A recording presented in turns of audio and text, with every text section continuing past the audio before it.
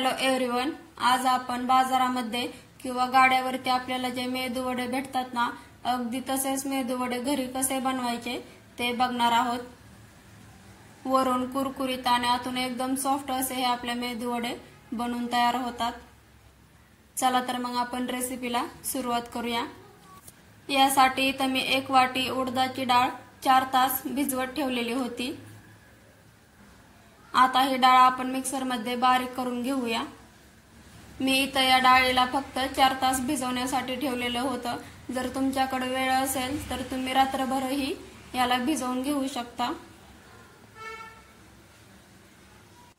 ही डाळ बारीक करत असताना यामध्ये अजिबात पाणी घालायचं नाही। आता आपण यामध्ये 2-3 मिरच्या आणि थोडेसे आल्याचे तुकडे टाकून घेऊया। आता ही डाळ आपण बारीक करून घेऊया। तुम्ही इथं बघू शकता मी ही डाळ बारीक करून घेतलेली आहे। डाळ लगेचच बारीक होत नाही, ही डाळ बारीक होण्यासाठी 3 ते 4 मिनिट सहज लागतात। जर तुम्हाला वाटलं डाळ बारीक होत नाही तर तुम्ही त्यामध्ये अगदी 1 ते 2 चमचे पाणी घालायचं आहे। आता याच पद्धतीने आपण सगळी डाळ बारीक करून घेऊया। तुम्ही इथं बघू शकता मी ही सगळी डाळ बारीक करून घेतलेली आहे। आता यामध्ये आपण चवीनुसार मीठ टाकायचं आहे आणि थोडीशी बारीक चिरून घेतलेली कोथिंबीर टाकूया। आता मीठ आणि कोथिंबीर या मिश्रणामध्ये मिक्स करून घ्यायचं आहे। हे मिश्रण आपण 4 ते 5 मिनिट फेटून घ्यायचं आहे। त्यामुळे मेदू वडे हे आतून एकदम सॉफ्ट बनतात। तुम्हाला जर इथं हे मिश्रण फेटून घ्यायचं नसेल तर तुम्ही यामध्ये फक्त अर्धा चमचा सोडा वापरायचा आहे। अशाच नवनवीन रेसिपी पाहण्यासाठी चॅनलला लाईक, शेअर आणि सबस्क्राइब करायला विसरू नका। हे मिश्रण मी 3 ते 4 मिनिट फेटून घेतलेलं आहे। आता आपण बघूया आपलं मिश्रण तयार झालेलं आहे की नाही ते। यासाठी इथं 1 वाटीमध्ये आपण पाणी घ्यायचं आहे आणि त्यामध्ये हे मिश्रण थोडंसं टाकून घ्यायचं आहे। जर मिश्रण पाण्यावरती तरंगलं तर म्हणायचं आपलं हे मिश्रण बनलेलं आहे। तुम्ही इथं बघू शकता मिश्रण हे वरती तरंगत नाही, म्हणजेच आपलं मिश्रण आणखीन बनलेलं नाही। याला मी आणखीन 3 ते 4 मिनिट फेटून घेतलेलं आहे। आता आपण बघूया मिश्रण बनलेलं आहे की नाही ते।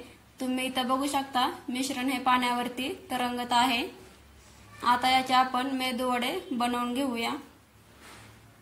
मेदू वडा बनवताना सर्वप्रथम आपण हाताला पाणी लावून घ्यायचं आहे, त्यामुळे मेदू वड्याचा आकार सहज देता येतो आणि मेदू वडा आपल्या हाताला चिकटत नाही।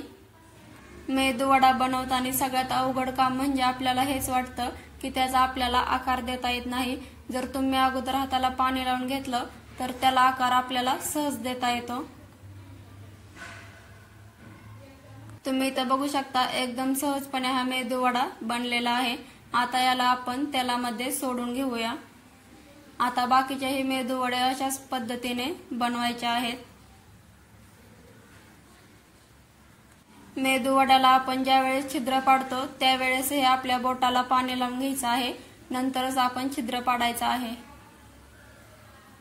मेदू वडे सोडून 2-3 मिनिट झाले की आपण याला पलटून घ्यायचं आहे। तुम्ही इथं बघू शकता मेदू वडे सहज पलटले जात आहेत, अजिबात खाली चिकटत वगैरे नाहीत।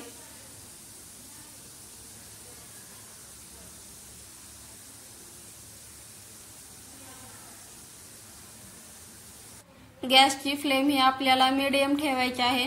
इथं मी लो टू मीडियम म्हणलेलं नाही, फक्त मीडियम फ्लेमवरती आपण याला फ्राय करून घ्यायचं आहे।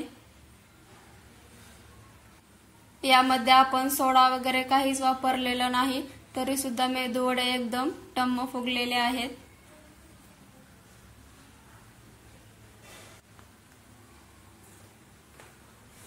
मेदू वडे फ्राय होण्यासाठी 3 ते 4 मिनिट सहज लागतात।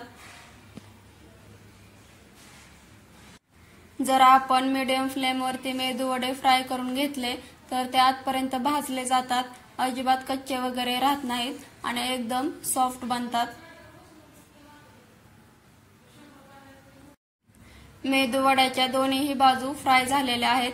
आता आपण याला काढून घेऊया।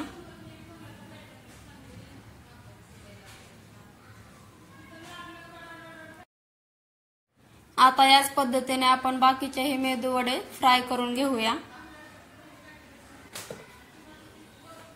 तुम्ही इथं बघू शकता मी सगळे मेदूवडे बनवून घेतलेले आहेत। तुम्ही हे मेदूवडे सांबर सोबत किंवा दह्यासोबत खाऊ शकता।